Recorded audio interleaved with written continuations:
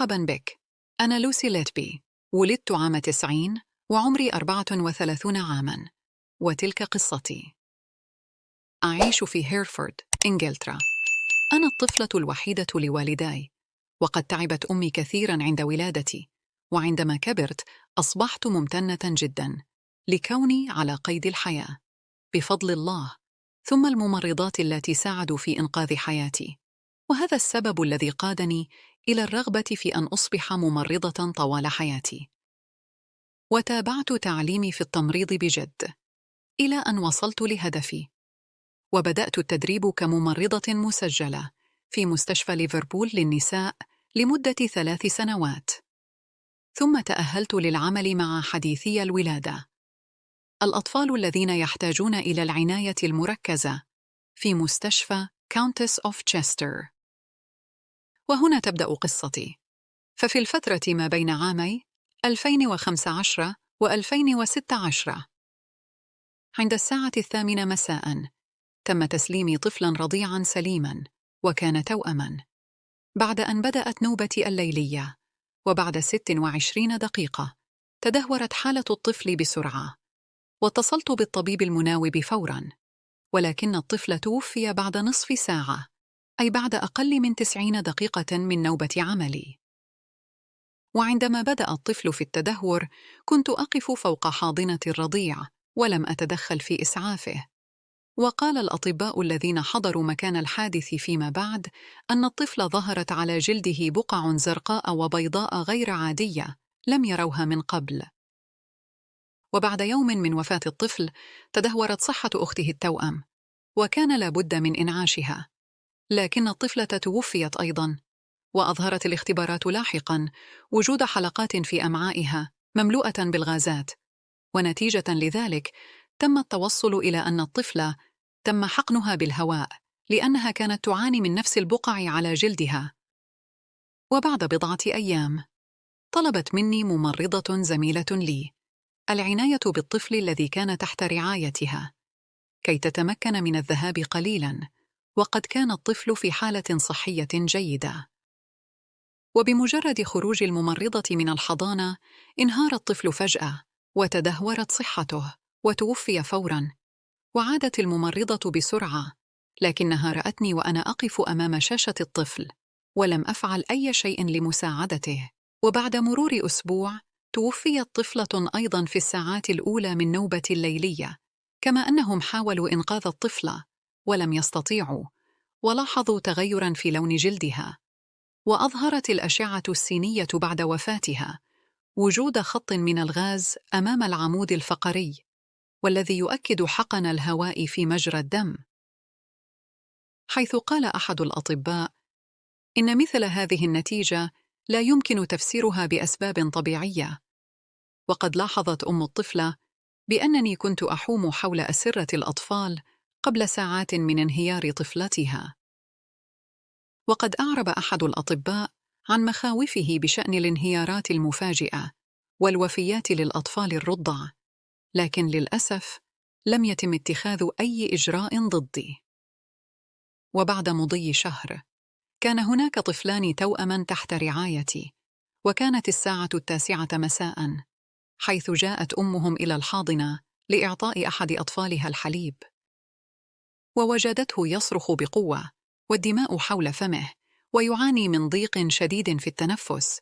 وكنت أقف بالقرب من الحاضنة ولم أفعل له أي شيء، وكانت الأم مذعورة جدا، وطلبت من الأم أن تهدأ، وقلت لها إن النزيف بسبب فرك أنبوب التغذية، فأنا ممرضة، فلا تقلقي. وفي الساعات الأولى من اليوم التالي توفي الطفل بعد أن فقد ربع دمه، وهي كمية ليست بقليلة. وقد وجد الأطباء بقعاً من الدم في قيئه، وأيضاً كان حقن الهواء سبباً آخر مشتبهاً به لوفاته.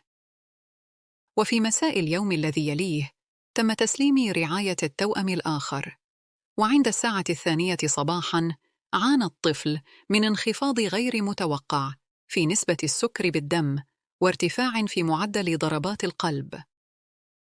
وكشف فحص الدم لاحقاً أنه تم إعطاؤه كمية عالية جداً من الأنسولين، ولم يكن بحاجة إليه أبداً. لكن الطفل هذه المرة نجا من الموت بأعجوبة. وبعد مرور شهر، تدهورت صحة طفلة كانت تحت رعايتي، وتوفيت بعد 3 أسابيع. وقد رأتني ممرضة أخرى بجوار حاضنتها لحظة وفاتها ولم أساعدها. وتم اكتشاف وجود هواء زائد في بطن الطفلة، مما أثر على تنفسها. ورأى أحد الأطباء بقعاً غير عادية على جلدها. وأظهرت الأشعة السينية أن الطفلة تعاني من تضخم كبير في المعدة، وهو ما يؤكد حقنها بالهواء عمداً. وقد أرسلت لاحقاً بطاقة تعاطف إلى والدي الطفلة في يوم جنازتها. وهنا تم تنبيه إدارة المستشفى إلى مخاوف الأطباء في الوحدة، ولكن قيل لهم ألا يثيروا ضجة. كما طلب أحد الأطباء عقد اجتماعاً عاجل مع المديرين التنفيذيين، لكنه لم يتم عقد أي اجتماع إلا بعد مضي أشهر. وبسبب تلك المخاوف تم نقلي إلى نوبات العمل النهارية. وبدأ التدهور الصحي المشبوه للأطفال يحدث خلال النهار، حيث تعرض شقيقان توأمين لانهيار مفاجئ خلال ساعات من نوبتي النهارية. ووجدت الاختبارات أن مستويات الأنسولين في دم أحد التوأمين في أعلى مستوى يمكن قياسه، فقد قمت بحقنه بجرعة مضاعفة من الأنسولين لضمان الوفاة هذه المرة. وبعد ساعات انخفض معدل ضربات القلب والتنفس لدى التوأم الآخر فجأة، وكاد أن يموت. وقال الأطباء إن مشاكل القلب التي عانى منها ناجمة من حقن الهواء في مجرى الدم. وعلى الرغم من أنه على قيد الحياة، إلا أن الطفل أصابه تلفاً في الدماغ.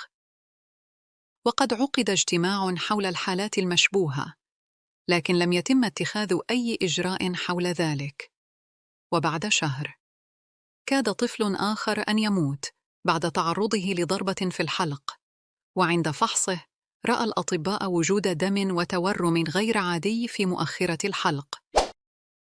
وبعدها وقعت حالتان أخيرتان، والوقت بينهما ساعات فقط، حيث كان هناك 3 توائم وجميعهم تحت رعايتي.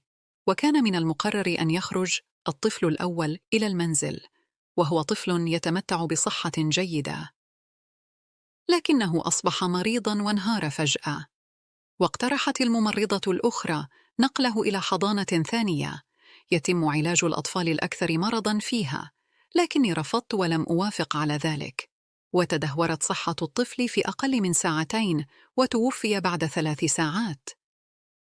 وأظهرت الأشعة السينية بعد الوفاة أن لديه كمية غير طبيعية من الهواء في جسده وتلف في الكبد.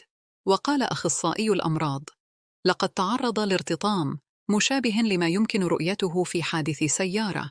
وبعد مضي 13 دقيقة من وفاة الطفل الأول، كنت أطعم شقيقه الطفل الثاني، والذي كان من المتوقع أيضاً عودته إلى المنزل قريباً، لكنه انهار بعد أن تحطم حجابه الحاجز بطريقة ما. وقمت على الفور بإرسال رسالة نصية إلى الطبيب الذي كنت مفتونة به، وأقول فيها إنني سأراقب الطفل الثاني والثالث مثل الصقر. وقلت أيضاً: حقاً أنا بخير، لكن لا أريد أن أكون هنا. أتمنى أن أحصل على مكان جديد. لكن سرعان ما تدهورت صحة الطفل، وبينما كان المسعفون يستعدون لنقله إلى مستشفى آخر، قلت لهم: إنه لن يغادر من هنا حياً، أليس كذلك؟ وقد شعر المسعفون بالدهشة والصدمة تماماً، لأنه شيء لا يمكن أن تقوله ممرضة. وسرعان ما مات الطفل، وأظهرت الأشعة السينية كمية لا يمكن تفسيرها من الغازات داخل الطفل. وعندها شعر المسؤولون أنني خطراً مميتاً على الطفل الثالث الباقي على قيد الحياة، وتم نقله إلى مستشفى آخر من قبل المسعفين. وبهذا جاء قرار نقلي من جناح الأطفال حديثي الولادة إلى منطقة الاستقبال داخل المستشفى. وهنا توقفت جميع الانهيارات المشبوهة للأطفال حديثي الولادة، ولكني قمت برفع شكوى رسمية بشأن نقلي من وحدة حديثي الولادة إلى قسم آخر. وفي 2017 أيد مجلس الإدارة هذا التظلم، وقرر أن عزلي كان مدبراً له من قبل المستشارين دون أي دليل. وقد التقى رئيس المستشفى معي ومع والداي للاعتذار، وطمأننا بأنه سيتم التعامل مع الأطباء الذين قدموا هذه الادعاءات، وأيضاً أمر المستشارين بإرسال خطاب اعتذار لي، وهو ما فعلوه. وفي يوم رآني أحد كبار الأطباء في المستشفى وأنا أقف فوق طفل رضيع، وقد نزعت أنبوب تنفسه، مما أدى ذلك إلى انخفاض مستوى الأكسجين لدى الطفل، ولم أفعل له أي شيء لإسعافه. وتدخل الطبيب بسرعة، لكن الطفل توفي بعد 3 أيام. لقد قتلت 10 أطفال، وحاولت قتل 6 آخرين عن طريق حقن الهواء والأنسولين بالوريد، كما أنه أحياناً يدخل في أنابيب التنفس ويسبب صدمة في بعض الحالات، وكذلك الإفراط في تغذية الحليب إلى المعدة عبر أنابيب أنفية معدية. فأنا واحدة من أسوأ قاتلات الأطفال المتسلسلات في بريطانيا، فكنت محور الشك بعد ارتفاع عدد وفيات الرضع، لأنني كنت الموظفة الوحيدة المناوبة في كل حادث من الحوادث 25 المشبوهة. وهنا بدأت الشرطة تحقيقها الخاص، وبعد تحقيق استمر لمدة عام، ألقت الشرطة القبض علي للاشتباه بي، وتم اعتقالي في عام 2018. وقاموا بتفتيش منزلي، حيث عثروا على مذكرة مكتوب عليها الأحرف الأولى من أسماء جميع الأطفال الذين قتلتهم وفي نفس الأيام التي ماتوا فيها، وتم حشو الأوراق في أكياس التسوق وإخفائها تحت سريري. وتم العثور أيضاً على مذكرة تحتوي على أدوية أعطيتها لطفل رضيع تمكن من البقاء على قيد الحياة بعد أن كان على وشك الموت، ومكتوبة على منديل، وكانت تحت سريري أيضاً. وتم اكتشاف المزيد من الملاحظات التي تحتوي على عبارات مثل: أنا آسفة لأنه لم يكن بإمكانك الحصول على فرصة في الحياة، ولا أريد أن أفعل هذا بعد الآن، وكيف يمكن أن تكون الحياة بهذه الطريقة؟ وأكره حياتي وأريد المساعدة. وأيضاً عثر على ملاحظات ملصقة مكتوبة بخط يدي، وجاء في إحداها: لقد قتلتهم عمداً لأنني لست جيدة بما يكفي لرعايتهم. وفي عام 2020 تم اتهامي بقتل 10 أطفال رضع، 8 أولاد وفتاتين، ومحاولة قتل 10 أطفال آخرين، كما اشتبهوا أيضاً في أنه ربما أكون قد قتلت المزيد من الضحايا في مستشفى ليفربول للنساء، حيث توفي رضيعان أثناء تدريبي. وفي عام 2022 بدأت محاكمتي في محكمة مانشستر كراون، واستمرت 10 أشهر، وقد حضر المحاكمة والداي وأسر الضحايا.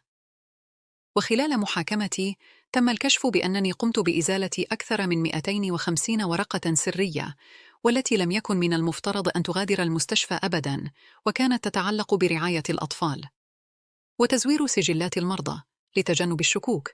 وقدمت النيابة أيضاً مذكرة مكتوبة بخط يدي، وقد قلت فيها: أنا شريرة، لقد فعلت هذا، وأنا قتلتهم عمداً لأنني لم أستطع الاعتناء بهم.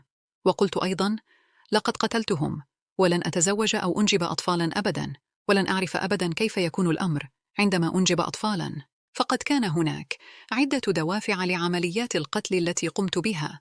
أولاً، الملل الذي كنت أشعر به، فقد كنت أشعر بالإثارة عند ارتكاب الجريمة. والدافع الثاني هو أنني كنت أقوم بعمليات القتل لجذب انتباه طبيب متزوج كنت على علاقة سرية معه، وكنت أرسل رسائل نصية إلى هذا الطبيب دون توقف خلال مناوباتي الليلية، وكان هذا الطبيب هو أحد الذين يتم الاتصال بهم بسرعة عندما تتدهور صحة الطفل. والدافع الأخير هو خوفي من عدم العثور على الحب أو عدم إنجاب أطفال. وفي عام 2023 تمت محاكمتي وحكم علي بالسجن المؤبد مدى الحياة، وهي أشد عقوبة ممكنة بموجب القانون الإنجليزي. وتمت إزالتي من سجل التمريض بعد أن أمرت لجنة التمريض والقبالة بشطبي نهائياً من السجل. وبعد صدور الحكم تم نقلي إلى سجن HMP لو نيوتن، وهو سجن مغلق للنساء في مقاطعة دورهام. شكراً لاستماعك لقصتي. إذا كانت هذه القصة أثارت اهتمامك، لا تنسى الإعجاب بالفيديو وأترك تعليقك في الأسفل واشترك في القناة، وأيضاً قم بالضغط على جرس الإشعارات لتبقى على اطلاع دائم في كل مرة نقوم فيها بتحميل قصة جديدة. من فضلك لا تنسى مشاركة هذا الفيديو مع أصدقائك وعائلتك.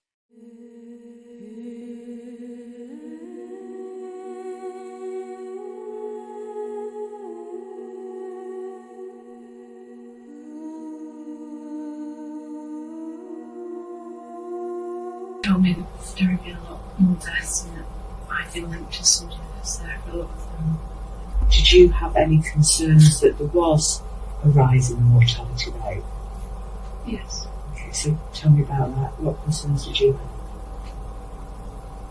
I think we don't just notice as a team in general and nursing staff that this was a rise compared to previous years.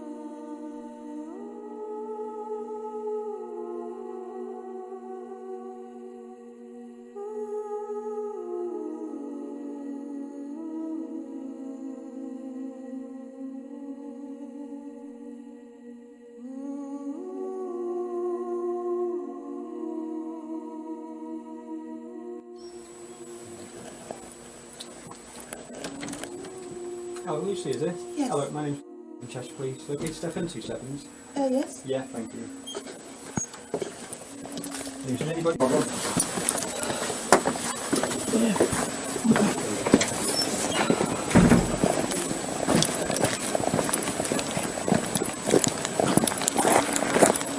I'm just going to put you in the back seat over here. Hold on now until Yes. I get this seat up. Okay, just take a seat in there for me, Lucy. I'll move that seat forward a bit. Shortly. Yeah, I just had knee surgery. So. Oh, right, okay.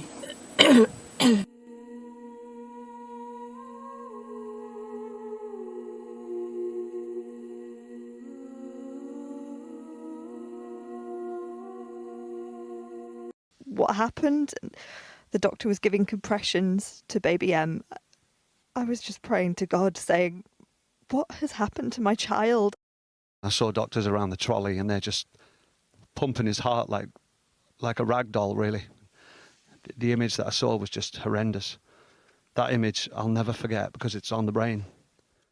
She was very cool, calm, calculated, and a criminal-minded lady. Just an evil person. If they'd acted upon the initial suspicions, it would have prevented multiple deaths, really. There's no way she should have been able to get away with it for so long. Definitely. A public inquiry. The higher management, they need to be held accountable. The doctors raised their concerns and they didn't act upon them. They dismissed them. It's hard to put into words just how it could have gone on so long, why it went on so long.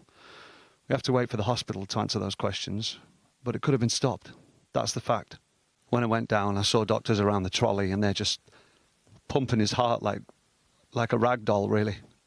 He was just like a doll and they were just going like that, to the chest. They were prescribing medication and they were ready to give up after 30 minutes, and then all of a sudden, baby M just came back to life out of nowhere. And by the grace of God, he's okay today. What has Lucy Letby taken from your family? She took everything. Our joy, happiness. I'm not the same person I was before. The nurse came up and asked whether I wanted someone to call a priest. I remember feeling quite shocked, and I asked if she thought he was going to die.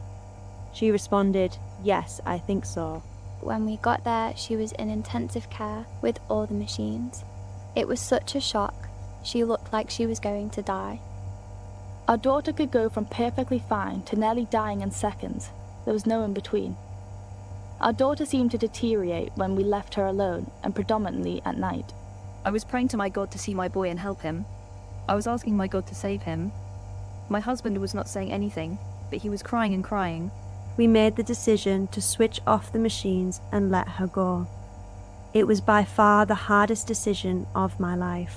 Our daughter was in my husband's arms when she took her last breath and silently passed away. This has been a long and emotional journey for all of the families involved in this case. I speak on behalf of the entire prosecution team when I say that all of their babies will forever be in our hearts. I would like to thank all of the families in this case for their exceptional resilience and strength throughout this entire investigation. Their composure and their dignity during this trial has been truly overwhelming. I cannot begin to imagine how the families in this case feel today. I just hope that today's verdicts bring all of them some peace of mind for the future, and that we have answered some of the questions that they were looking for.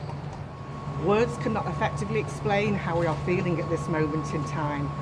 We are quite simply stunned. To lose a baby is a heartbreaking experience that no parent should ever have to go through. But to lose a baby, or to have a baby harmed in these particular circumstances, is unimaginable. Over the past 7 to 8 years, we've had to go through a long, torturous and emotional journey. From losing our precious newborns and grieving their loss, seeing our children who survived, some of whom are still suffering today, to being told years later that their death or collapse might be suspicious. Nothing can prepare you for that news. Today, justice has been served, and a nurse who should have been caring for our babies has been found guilty of harming them. But this justice will not take away from the extreme hurt, anger and distress that we've all had to experience. Some families did not receive the verdict that they expected, and therefore it is a bittersweet result. We are heartbroken, devastated, angry and feel numb. We may never truly know why this happened. Lucy Letby was entrusted to protect some of the most vulnerable babies. In her hands, innocuous substances like air, milk, or medication like insulin would become lethal. She perverted her learning and weaponized her craft to inflict harm, grief, and death. Are you suggesting there's some sort of agreement between medical staff to get you? In the consultants group, I do believe, yes. 4 doctors, a gang of 4, let's call them. What's the conspiracy? They have apportioned blame onto me. The motive? I believe to cover failings at the hospital. Do you agree that baby F was poisoned with insulin? Yes. Knowing what you know about insulin readings, blood sugar readings, what are the realistic possibilities in baby L's case? I don't believe any member of the unit would make a mistake. Mistake is not an option? Yes. Deliberate poisoning, but not you. Insulin has been added by somebody, but not me. The defendant, Lucy Letby, has refused to attend court for this sentence hearing. Accordingly, I have to sentence her in her absence. I shall deliver the sentencing remarks as if she was present to hear them, and I direct that she is provided with a transcript of my remarks and copies of the victim personal statements read to the court. Lucy Letby, over a period of almost 13 months between June 2015 and June 2016, when in your mid-20s and employed as a neonatal nurse in the Countess of Chester Hospital in Chester with specialist training in intensive care, you murdered 7 babies and attempted to murder 6 others, in the case of one of them trying on separate occasions 2 weeks apart to murder her. You are now to be sentenced for your crimes. I order payment of the statutory surcharge in the appropriate amount. You acted in a way that was completely contrary to the normal human instincts of nurturing and caring for babies, and in gross breach of the trust that all citizens place in those who work in the medical and caring professions. The babies you harmed were born prematurely, and some were at risk of not surviving. But in each case, you deliberately harmed them, intending to kill them. In your evidence, you said that hurting a baby is completely against everything that being a nurse is, as indeed it should be. You also claimed you never did anything that was meant to hurt a baby, and only ever did your best to care for them. That was but one of the many lies you were found to have told in this case. There is no doubt that you are intelligent and outwardly were a very conscientious, hard-working, knowledgeable, confident and professional nurse, which enabled you repeatedly to harm babies on the unit without arousing suspicion for some time. You prided yourself in your competence. Your fellow neonatal nurses spoke very highly of you, and several of them became your close friends. Having started as a Band 5 nurse at the Countess of Chester in 2012, you became a mentor to student nurses, and in the spring of 2015, gained the qualification that enabled you to care for the sickest babies on the unit, or those requiring the most intensive care. You relished being in the intensive care nursery. Your messages to colleagues revealed an interest in babies that were on or were coming to the unit who had uncommon medical conditions.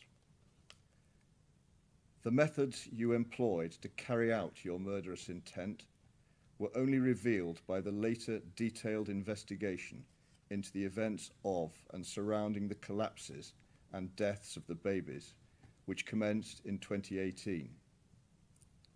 There was premeditation, calculation, and cunning in your actions.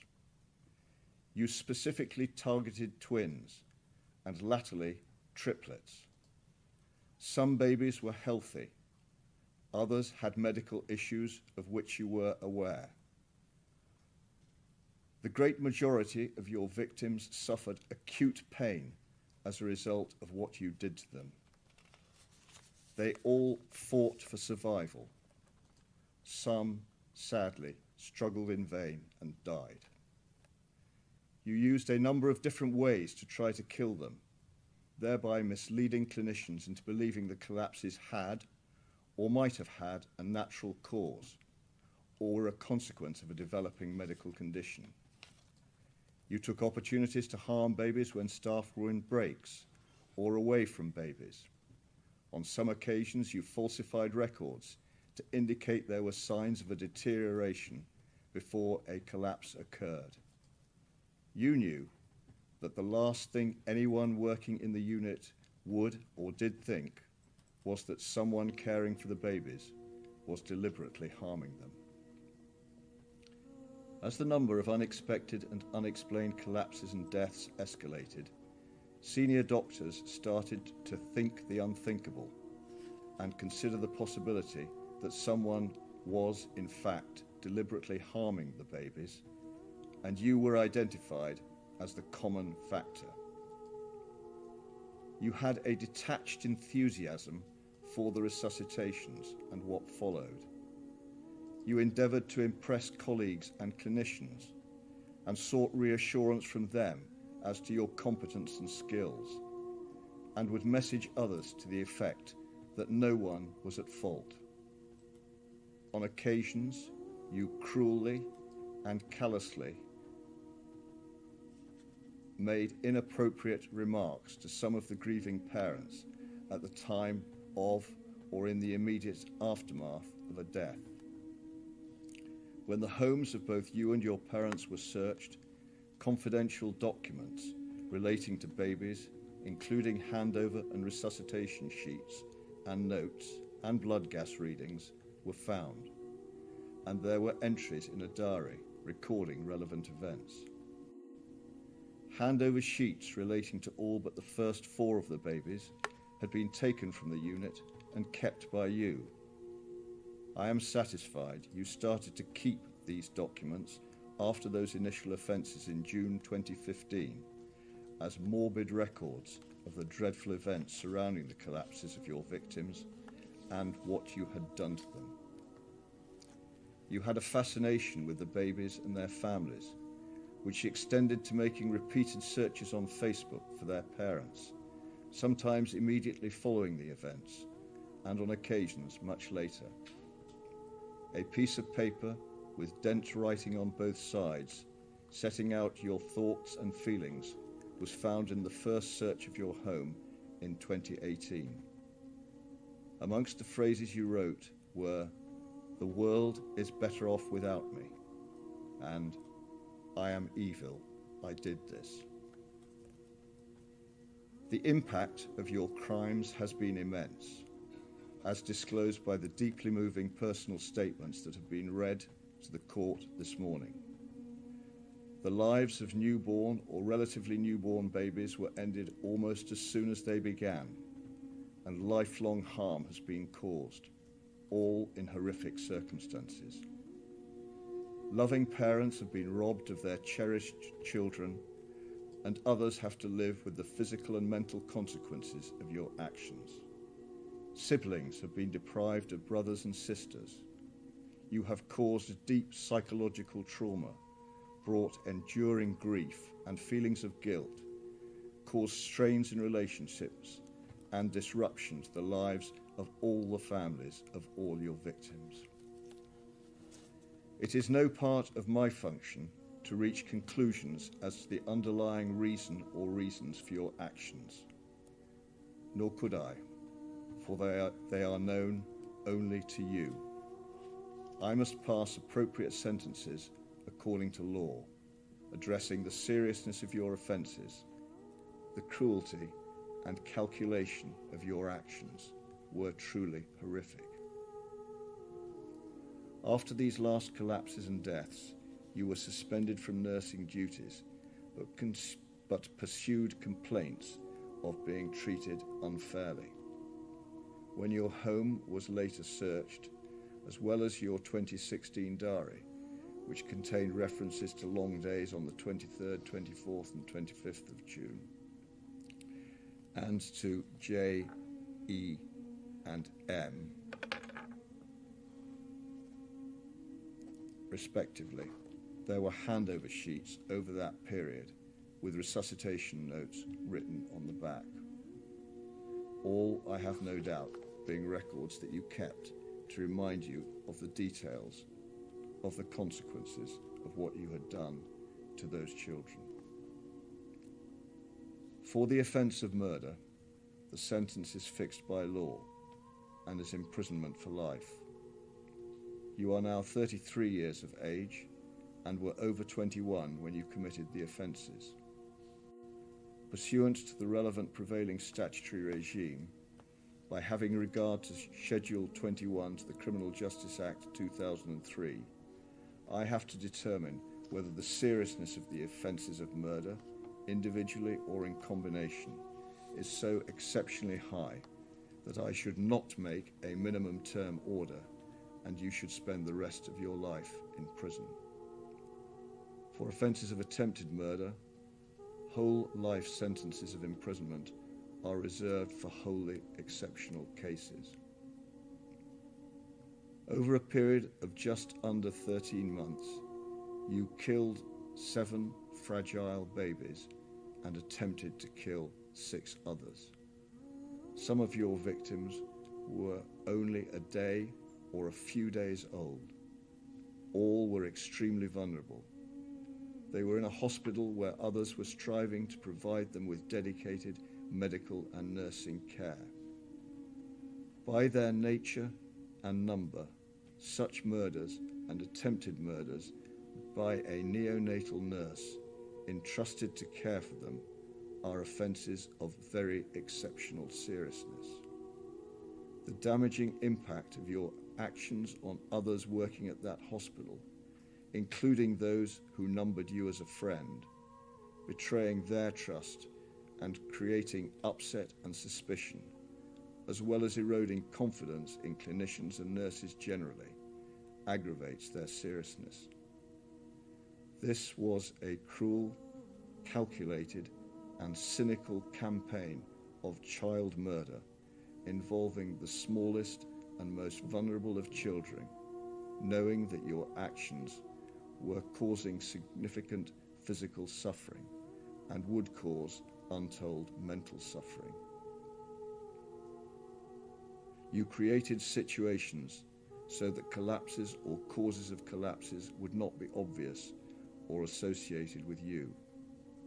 You removed and retained confidential records of events relating to your crimes and checked up on bereaved parents. There was a deep malevolence bordering on sadism in your actions. During the course of this trial, you have coldly denied any responsibility for your wrongdoing and sought to attribute some fault to others. You have no remorse. There are no mitigating factors. In their totality, the offences of murder and attempted murder were of exceptionally high seriousness, and just punishment, according to law, requires a whole life order. Lucy Letby, on each of the 7 offences of murder and the 7 offences of attempted murder, I sentence you to imprisonment for life. Because the seriousness of your offences is exceptionally high, I direct that the early release provisions do not apply. The order of the court, therefore, is a whole life order on each and every offence, and you will spend the rest of your life in prison.